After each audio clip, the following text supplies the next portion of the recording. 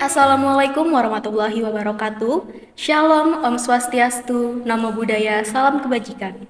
Selamat pagi dan semangat pagi kakak-kakak semua. Senang rasanya kita dapat berjumpa pada podcast kali ini dengan tema Kurikulum Merdeka sebagai upaya mengembangkan potensi peserta didik di era Society 5.0. Sebelumnya, izinkan Ulun memperkenalkan diri. Perkenalkan Ulun Aida Aprilia Izati dari Prodi PG PAUD angkatan 2021. Dan tentunya Ulun di sini tidak sendiri nih, karena juga ada dua rekan Ulun dari kelompok 4, yaitu Kak Salman dari Prodi Pendidikan Ilmu Komputer angkatan 2022. Hai Kak Salman. Halo Kak. Dan juga ada Kak Anissa nih dari Prodi PGSD angkatan 2022. Hai Kak Anissa. Halo Kak. Inggih, nah kakak-kakak, di awal tadi sudah Ulun singgung sedikit nih kak tentang peran kurikulum merdeka dalam mengembangkan potensi peserta didik di era Society 5.0. Seperti yang kita ketahui, saat ini kita mengalami pergantian kurikulum lagi nih kak, dari kurikulum 2013 dan sekarang beralih ke kurikulum merdeka. Nah, Ulun mau tanya nih, menurut kakak-kakak, apakah kurikulum merdeka ini kedepannya dapat membangun potensi peserta didik? Terlebih lagi di era Society 5.0 nih Kak, silakan Kak. Ulun izin menanggapi kalah berbicara tentang kurikulum merdeka dan keterkaitannya dengan pengembangan potensi peserta didik di era Society 5.0. Kita harus tahu dulu apa sih era Society 5.0 itu. Jadi, kakak-kakak, era Society 5.0 atau ada juga yang bilang masyarakat super cerdas. Konsepnya itu adalah teknologi masyarakat yang berpusat pada manusia dan berkolaborasi dengan teknologi, seperti berkolaborasi dengan AI, Artificial Intelligence atau kecerdasan buatan, dan IoT atau juga kepanjangannya Internet of Things, untuk menyelesaikan masalah sosial yang terintegrasi pada ruang dunia maya dan nyata. Jadi, pada era ini, manusia dituntut untuk mampu berpikir kritis dan berinovasi. Sehingga dalam bidang pendidikan, ulun rasa kurikulum merdeka ini dapat meningkatkan kemampuan berpikir kritis dan berinovasi pada peserta didik dengan merdeka belajarnya. Inggih, Ulun setuju banget Kak. Kurikulum Merdeka ini juga dikembangkan sebagai kerangka kurikulum yang lebih fleksibel, yang berfokus pada materi yang esensial dan pengembangan karakter serta kompetensi peserta didik. Nah, kalau kita bicara tentang kompetensi nih Kak, sekarang ini ada kompetensi yang namanya kompetensi abad 21 yang biasa disebut 4C, yaitu creativity, critical thinking, communication, and collaboration. Dan 4 kompetensi ini juga harus dikuasai oleh manusia abad 21 nih Kak, agar kedepannya memiliki potensi dan daya saing. Nah, inggih betul banget Kak. Ulun setuju banget nih. Menurut Ulun, kurikulum merdeka ini emang cocok banget buat diterapkan saat ini. Dan juga menurut Ulun, kurikulum merdeka ini juga cocok nih sebagai solusi dalam bidang pendidikan dengan berbagai keunggulan dan program-programnya. Nah, berbicara tentang kurikulum merdeka nih Kak, apakah kakak-kakak semua sudah pernah dengar kabar bahwa ternyata di kurikulum merdeka ini penjurusan di SMA juga dihapuskan loh Kak?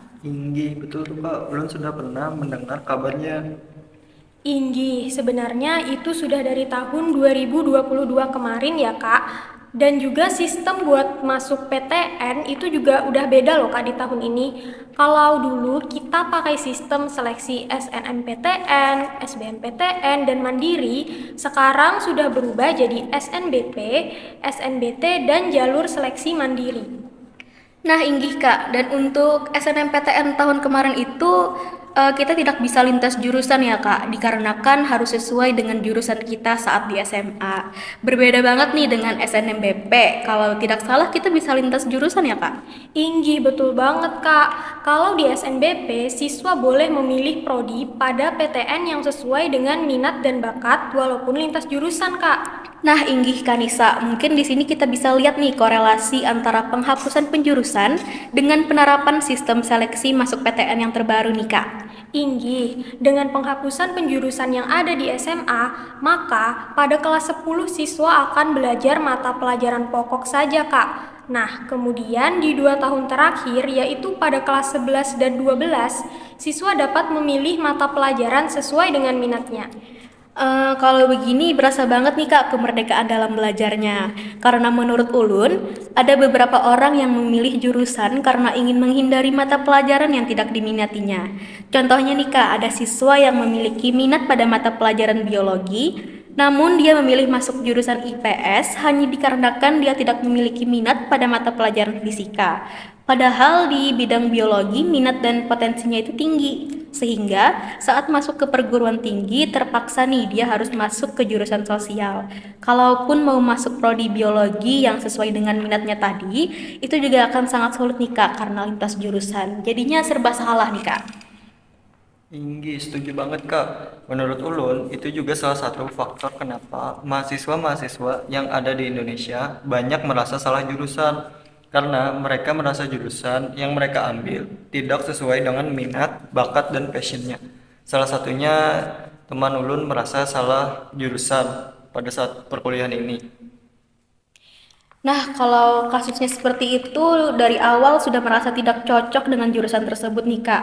Itu juga bisa mengakibatkan kehilangan minatnya dalam belajar, yang mana nantinya itu akan berdampak banget nih Kak untuk tugas perkuliahan, baik itu dalam masuk ke kelas ataupun dalam mengerjakan tugas-tugas yang diberikan. Nah, Inggi, maka dari itu dengan penghapusan penjurusan tadi, diharapkan siswa dapat mendalami minat dan bakat sesuai keinginannya.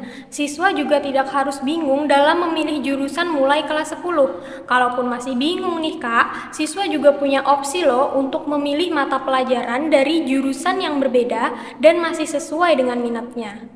Inggi, setelah dipikir lebih mendalam, kurikulum Merdeka sudah lumayan cukup baik untuk pendidikan di Indonesia. Karena dengan karakteristiknya yang fokus terhadap materi yang esensial, lebih fleksibel, dan perangkat ajar yang tersedia juga cukup banyak. Ini bisa menjadi dorongan untuk meningkatkan potensi peserta didik sesuai minatnya masing-masing. Terlebih lagi, di era Society 5.0 yang menuntut manusia bisa terus mengembangkan diri dikala teknologi makin tumbuh pesat. Jadi nggak ada lagi tuh drama-drama salah jurusan. Karena sekarang ini sudah ada kurikulum yang memberikan kemerdekaan dalam belajar. Setuju banget Kak, tapi tentunya kurikulum Merdeka ini juga menjadi tantangan tersendiri nih, baik bagi para pendidik maupun calon pendidik seperti kita ini Kak. Yang mana dulunya kan kita ini diajar dengan kurikulum 2013, dan sekarang kita harus mengajar nih dengan kurikulum Merdeka. Inggi Kak, walau demikian, kita sebagai anak muda juga harus turut berkontribusi untuk merealisasikan kurikulum merdeka dalam pendidikan di Indonesia Kak. Inggih betul banget. Semangat untuk para pendidik dan calon pendidik untuk merealisasikan kurikulum Merdeka. Semoga kurikulum ini dapat menjadi solusi untuk meningkatkan kualitas SDM di negara kita tercinta. Inggi, semangat buat kita semua. Inggih, tidak terasa Kak, sudah sekitar 8 menit kita berbincang-bincang bersama. Kini waktunya kami kelompok 4 pamit undur diri. Semoga podcast yang kami bawakan bisa membuka wawasan dan bermanfaat bagi kakak-kakak semua. Sekian dari kami, kelompok 4. Salah hilaf mohon dimaafkan. Wassalamualaikum warahmatullahi wabarakatuh. Sampai jumpa pada video selanjutnya.